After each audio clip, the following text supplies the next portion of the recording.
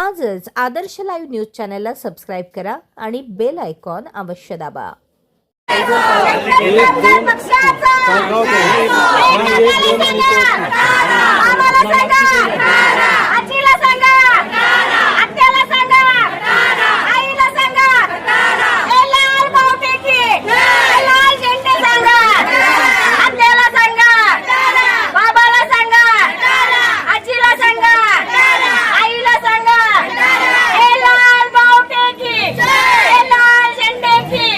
या 7 तारखेला जिल्हा परिषद आणि पंचायत समितीच्या निवडणुका ओव्हरऑल महाराष्ट्रात होत आहेत आणि त्या अनुषंगानं रायगड जिल्हा परिषदेच्या वावंजे जिल्हा परिषद मतदारसंघामध्ये आपण या ठिकाणी बसलेले आहोत.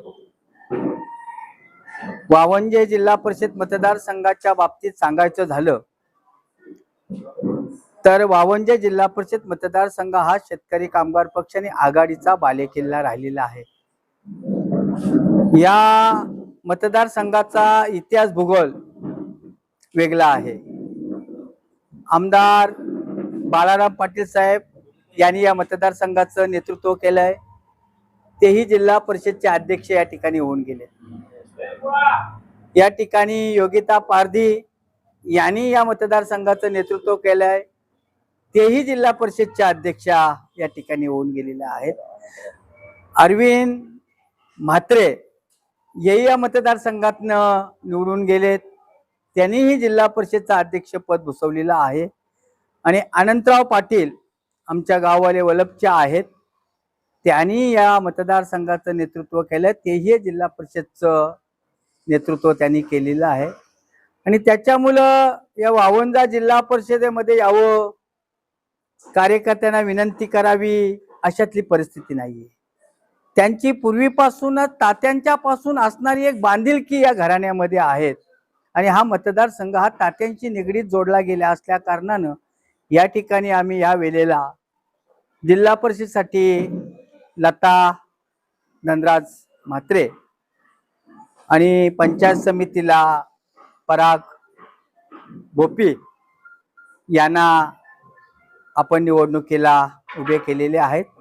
पलीकडे चिंधरण पंचायत समितीसाठी बाळू वारा म्हणून आमचा आदिवासी संघटनेतला एक युवा कार्यकर्ता आरक्षणाच्या जागेवर निवडणूक लढवतोय. आणि मी स्वतः या तालुक्यामध्ये 15 वर्ष नेतृत्व तालुक्याचं करतोय. पण माझा मतदारसंघ हा असल्या कारणानं आपण आता आपल्या नवीन तरुणांना संधी मिळावी, नवीन कार्यकर्ते मुख्य प्रवाहात यावं म्हणून पराग भोपी यांना आपण या ठिकाणी उभे केलेले आहेत. आणि जिल्हा परिषदेसाठी लता नंदराज म्हात्रे यांना उभं केलेलं आहे. मला निश्चित विश्वास वाटते की विरोधकांनी या ठिकाणी किती जरी वल्गना केल्या तरी जी काही बांधिलकी आहे तात्यांच्या घराण्यापासून, त्याच्यामुळं या मतदारसंघात आमच्या उमेदवारांचा विजय हा निश्चित मानला जातोय. त्याच्यामध्ये काही दुमत असण्याचं कारण नाही. ग्रामीण भागातली धोरणं वेगळी आहेत, महापालिकेचं कार्यक्षेत्रातली धोरणं वेगळी आहेत. इथल्या गरजा ज्या काही आहेत त्या 15 वर्ष पंचायत समितीत राहिल्यानंतर प्रत्येक गावातली नस न नस मला माहित आहे. ज्या काम करत असताना त्या गावाची निकड काय आहे ते काम आम्ही केलं. रस्ते केले, गटारे केले म्हणजे विकास नाही. मग आरोग्याच्या सुविधा असतील, लसीकरण असेल, यासारख्या ज्या काही गोष्टी आहेत, आदिवासी बांधवांची घरकुलं असतील, ही जी छोटी मोठी कामं आहेत ही कामं या माध्यमातून केली जातात. ही कामं, ही निवडणूक कार्यकर्त्यांची आहे, ही निवडणूक नेत्यांची नाही. नेते मंडळी जरी काही म्हणत असले या भागाचा काय विकास केला तरी हा घराघरापर्यंत पोचलेला मतदारसंघ आहे कार्यकर्त्यांची निगडीत. आणि पनवेल पंचायत समिती आणि रायगड जिल्हा परिषदेच्या माध्यमातून आमची नाल ही लोकांमध्ये जोडली गेलेली आहे. लोक काय म्हणतात हे महत्वाचं आहे. विरोधक काय म्हणतात ते त्यांचं म्हणणं ते मांडतील. पण माझ्या बरोबर आज आता जे कार्यकर्ते गेले 8-10 दिवसापासून सातत्याने फिरतो, एकही कार्यकर्ता पेमध्ये या ठिकाणी आम्ही सोबत आणलेला नाही. आणि त्याचे तुम्ही साक्षीदार आहात.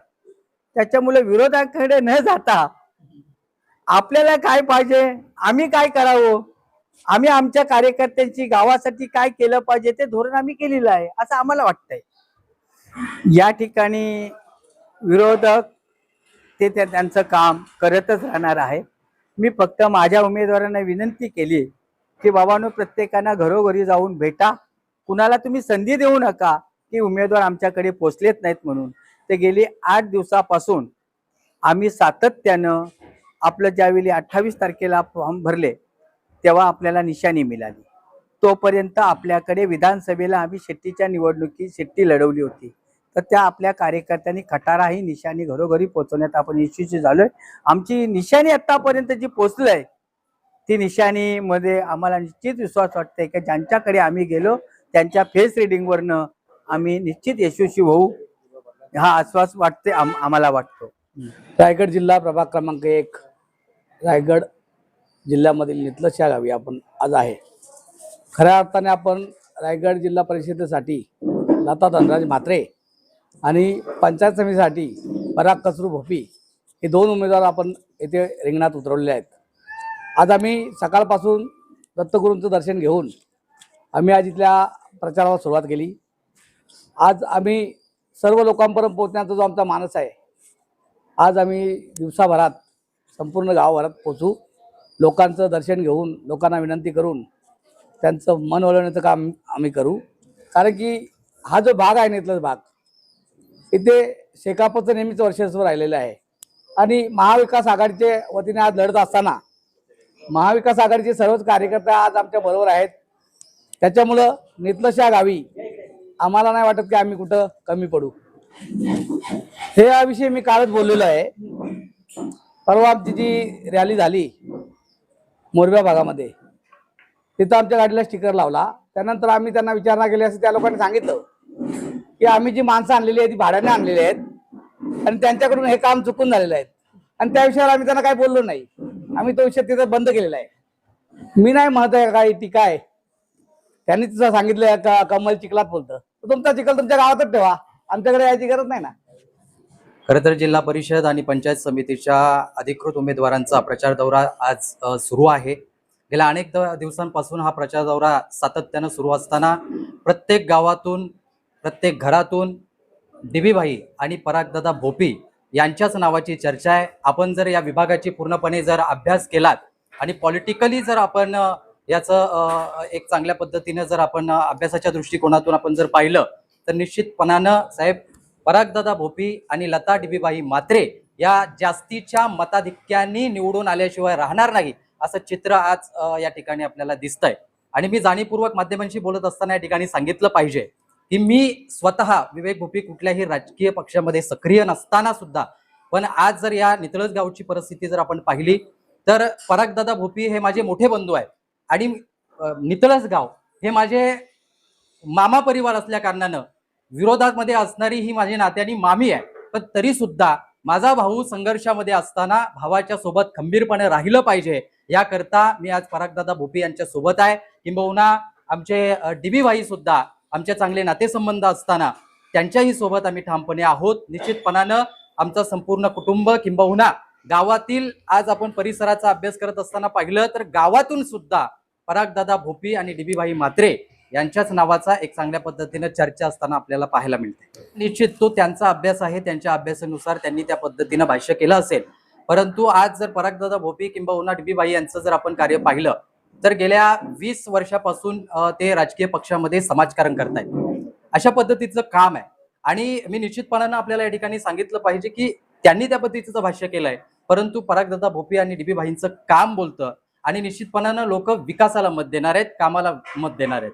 कारण आपण जर पाहिलं तर जिल्हा परिषद आणि पंचायत समिती ग्रामपंचायतीचा जर विकास साधायचा असेल तर पंचायत समिती आणि जिल्हा परिषदेवरती आपली माणसं असली पाहिजेत आणि हक्काची माणसं ही परागदादा भोपी आणि DB भाई आहेत आणि हे लोकांना माहिती आहे. आणि म्हणून ग्रामपंचायतीचा विकास साधण्यासाठी मग गावच्या रस्त्यांपासून किंबहुना ग्रामपंचायतीच्या प्रत्येक कामापासून, पाण्यापासून, लाईटीपासून, महिला सक्षमीकरण असेल, या सगळ्या ज्या काही गोष्टी आहेत, किंबहुना शिक्षणाचा प्रश्न असेल, रोजगाराचा प्रश्न असेल तरुणांचा, पर्यावरणाचा प्रश्न असेल, या सगळ्या प्रश्नांचं उत्तर एकच, परागदादा भोपी आणि डीबीभाई म्हात्रे. मी उमेदवारांना शुभेच्छा देत असताना खरं तर आमच्या शेतकरी कामगार पक्षाने मतदारांना एक लाडका भाऊ आणि एक लाडकी बहीण दिलेली आहे. लाडका भाऊ आणि लाडकी बहीण देत असताना भावाच्या बहिणीचा आणि भावाचा समाजाशी जो त्यांची बांधिलकी आहे, नाळ आहे.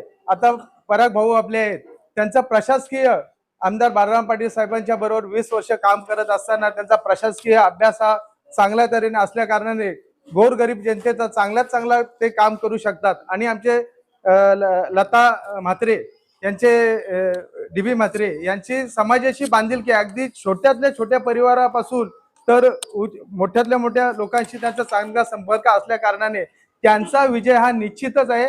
आणि कोण सांगतात 4000 मतांनी निवडून येईन, 5000 निधन, त्यांचा त्याच आकड्याने पराभव होणार आहे. मी आज या तुमच्या माध्यमातून पनवेल आणि नवी मुंबई व रायगडच्या ताज्या घडामोडी पाहण्यासाठी आजच आदर्श लाईव्ह न्यूजला सबस्क्राईब करा आणि बेल आयकॉन दाबून रहा अपडेट.